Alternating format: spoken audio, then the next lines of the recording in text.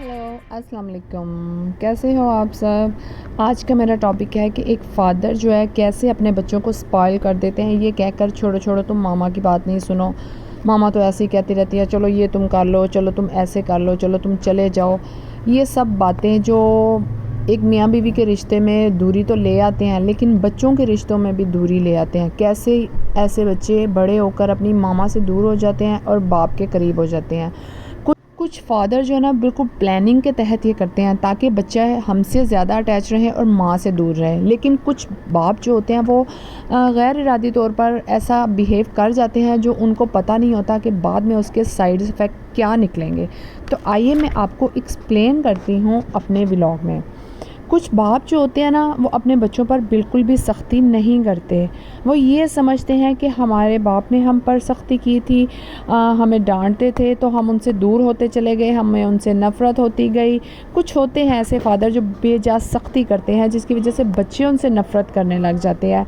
तो ये भी उनका एक फ़ॉर्मूला होता है कि वो अपने बच्चे को किसी काम से मना नहीं करते, जिसकी वजह से बच्चे उनसे अटैच रहते हैं और अपनी मदर से दूर होते चले जाते हैं। फार्मूला नंबर 2, वो इसी थ्योरी को माइंड में रखकर बच्चों को किसी भी आदत से नहीं टोकते। वो ये चाहते हैं कि हर बात पर माँ मना करे। ऐसा करके वो अपने बच्चों को तो ख़राब कर रहे होते हैं। और कुछ ऐसी जगह भी होती हैं जहाँ बाप का मना करना ज़्यादा मानी रखता है बिलफ़र्ज़ माँ के, क्योंकि माँ की बात बाज़ दफ़ा बच्चे जो होते हैं ख़ातर में नहीं लाते, लेकिन ऐसा करके फिर भी वो गलती कर रहे होते हैं। वो माँ से ये एक्सपेक्ट करते हैं कि हम एज़ अ फ़ादर हम मना ना करें, माँ ही मना करे, लेकिन ये तरीका बिल्कुल भी ठीक नहीं होता। बाप को अपनी ज़िम्मेदारी समझनी चाहिए, माँ को अपनी ज़िम्मेदारी समझनी चाहिए। बाप का भी फ़र्ज़ बनता है कि कोई ऐसी बात हो तो बच्चे को मना करे। बाद में बीवी शोहर से या शोहर बीवी से आराम से बात करके दरमियान का कोई रास्ता निकाल कर बच्चे को समझा भी सकते हैं।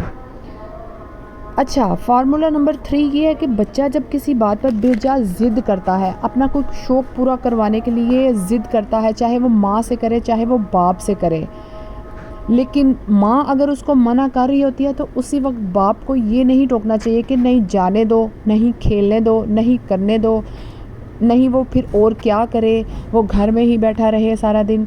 ये भी चीज़ गलत होती है। बाप को इस जगह समझना चाहिए कि माँ अगर उसको मना अपने बेटे को, अपने औलाद को मना कर रही है तो मैं इस वक्त ख़ामोश हो जाऊं, ताकि उसको भी पता चले कि माँ की बात की बच्चे को भी समझना चाहिए कि हर काम का एक वक्त मुकर्रर होता है। पढ़ने का अपना टाइम है, खेलने का अपना टाइम है। ये नहीं कि जब जी आया मुंह उठाए खेल लिया, जब जी आया मुंह उठाए मोबाइल यूज़ कर लिया। ये तरीके बहुत ज़्यादा गलत होते हैं जो घर के माहौल को भी ख़राब करते हैं, माँ बाप के रिश्तों को भी ख़राब करते हैं। फिर एक वक्त आता है कि बच्चा अपना हर काम पूरा करने के लिए माँ की बातों को इग्नोर करता है। ये सारे बिहेवियर जो हैं ये एज़ अ हस्बैंड ये नहीं होने चाहिए, उनको भी समझना चाहिए। कुछ बाप ऐसे होते हैं कि उनके सामने बच्चे कितने भी लड़ रहे होते हैं लेकिन वो मना नहीं करते। वो ये समझते हैं कि भाई भाई आपस में लड़ते ही हैं, नो डाउट लड़ते हैं, लेकिन उनको सही गलत बताना भी तो हमारा ही फ़र्ज़ है। अगर उनको हम सही गलत कब बताएंगे नहीं तो वो आहिस्ता आहिस्ता लड़ाई जो है वो बढ़ती जाएगी और बाद का पछतावा बन जाएगा। लिहाजा बच्चों को पहले ही समझा दिया करें कि ज़्यादा लड़ाई भी अच्छी नहीं होती, ताकि बच्चे जो हैं एक अच्छी फ़िज़ा में परवरिश पाएँ, अच्छी उनकी तरबियत करें, अच्छी उनकी नेचर बने। आपको कैसा मेरा लगा व्लॉग? अल्लाह हाफ़िज़।